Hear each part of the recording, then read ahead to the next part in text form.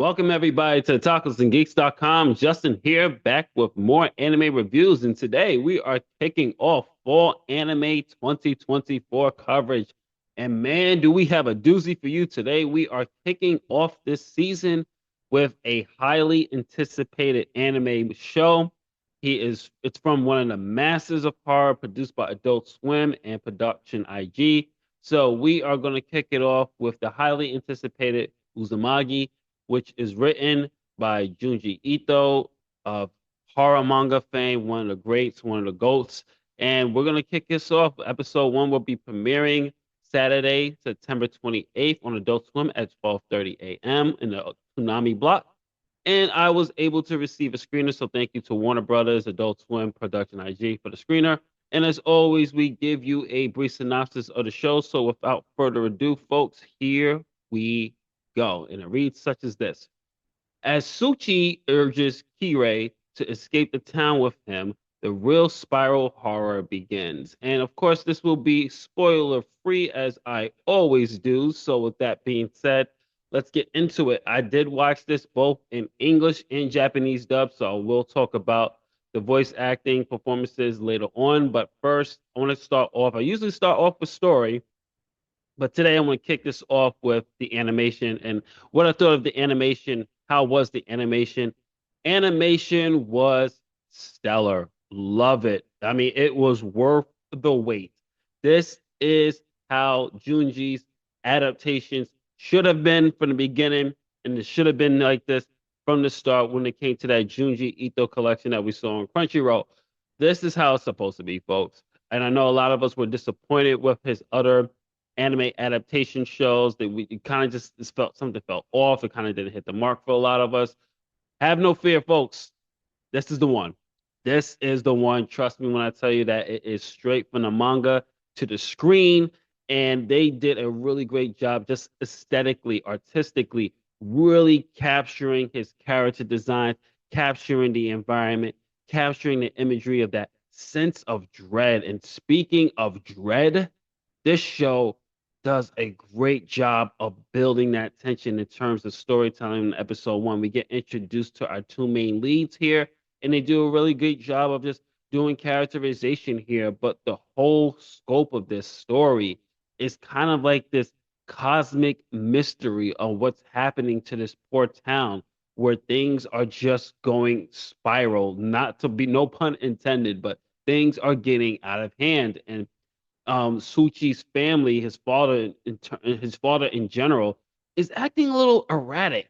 You know, mentally, physically, he has been deteriorating, but he's becoming obsessed with spirals and things that are spiral. Everything has to be a spiral for him, and so we and Suchi is really trying to figure out what in hell is going on with his dad. And that's pretty much the premise of episode one. I won't dive too much more deeper into the plot, but just notice that it is a one hell of a ride. They did a really great job adapting this. And I love this sense of dread throughout the entire episode. There is no letting up here. There's moments in here where you're just going, whoa, okay, what is going on? You want to know more about this. And if you read the manga, obviously, no spoilers for those who have never picked up the book.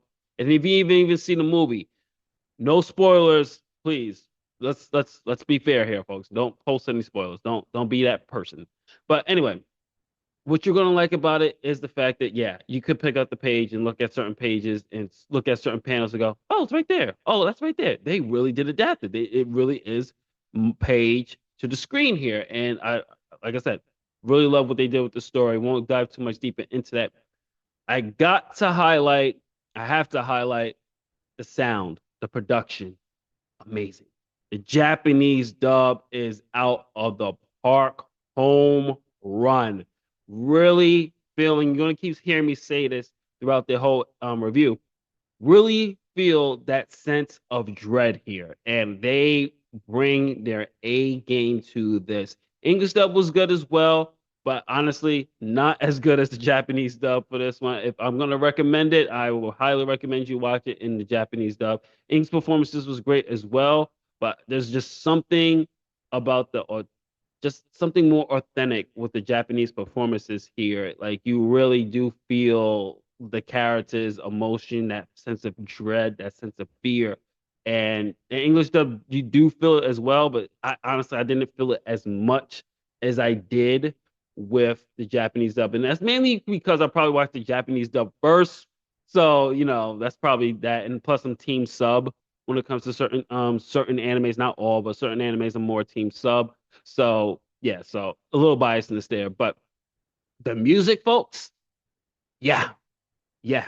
Now, in the other anime iterations of Junji's work, we had music that I felt didn't really match the tone of his work. Here, oh yeah. There's no pop song after this, after the end credits. No, the end credits is this song that's like a sense of dread. Um, the music really hammers it home, this hopelessness, this what is going on with the great use of violins, strings, pianos, the drums, like the instruments, the composition really came together here, especially in key moments where the spiral is really spiraling out of control, where people are losing their minds, the mental deterioration. It nails it completely. If they ever do release the soundtrack original score, I'm picking it up because that's definitely going to be helping me with my horror works and writing and things like that. I really did enjoy the music in this, and I think it really amps it to a whole nother level. So overall, folks, you know how we do our review scores here when it comes to anime. It's either watch it now, skip it, put it in your queue for later.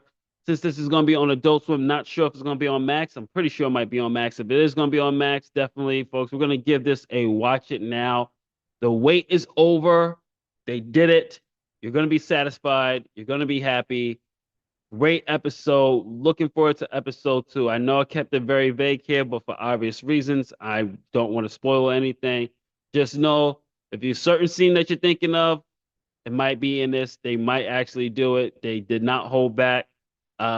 Especially a certain spiral scene with the mother. Definitely didn't hold back. Really love it. Great sense of dread. Pacing was great. English voice acting is good. Japanese voice acting I felt was a little bit better. That's just my personal opinion. I watched it in Japanese dub. I enjoyed it a little bit more. Animation is stellar. Looks like it's from the page to the screen. I like the use of the black and white aesthetics. That's just true to Junji's style. Of course, there's a little mix of 2D and 3D, and it works perfectly here. The movement was fluid. Nothing looked robotic when it came to the CG work. So they did the thing on the animation front, but can we expect anything from Production IG? Anything less from them? They're always top quality. So this is Justin from tacosandgeeks.com. What did you think of episode one of Uzumaki? Comment below. Let me know. Don't forget to like, share, subscribe, hit that notification bell, and I'll catch you on the next one, folks. Later days.